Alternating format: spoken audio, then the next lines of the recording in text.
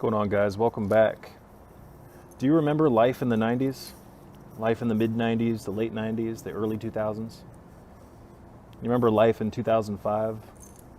It's such a nostalgic period for me, between 2003 and 2007. Beautiful time. The late 90s, etc. Things were a lot more simple back then, and I'm not saying that they were perfect, because clearly they weren't. But life before the smartphone, right?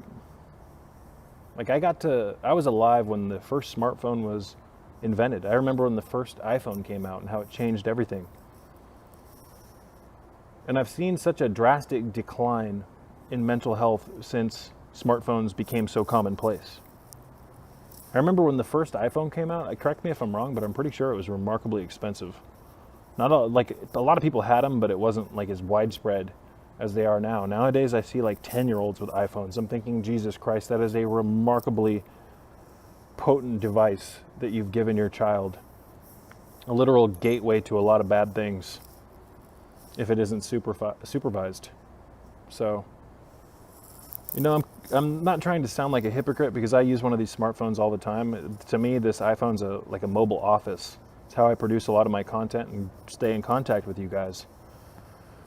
But aside from it being a very valuable tool for me, I can also see the massive pitfalls in these, especially the fact that they continue to get smarter and smarter and smarter. A lot of these phones know people better than they know themselves. With all the predictive algorithms and the everything, it's like they're like 2 steps ahead of you. These smartphones learn about you based on what you search, what you input, how you type, how often you use it, you name it. And that's why they seem so efficient. It's a lot of power in a small little, how long is this thing, like 6 inches long? A lot of power in a small little 6-inch by 3-inch device, or however big it is. But I was thinking last night while I was doing my inner temple exercise, what would it be like here in 2022 to go back in time to like 2002? I think people would have withdrawals. I really do, because we've become so accustomed to having these devices, the smart televisions and the smart computers and all this shit, especially the cell phones. I honestly think that if we as a culture just instantly went back to 2002, there would be a withdrawal from not having all of this shit.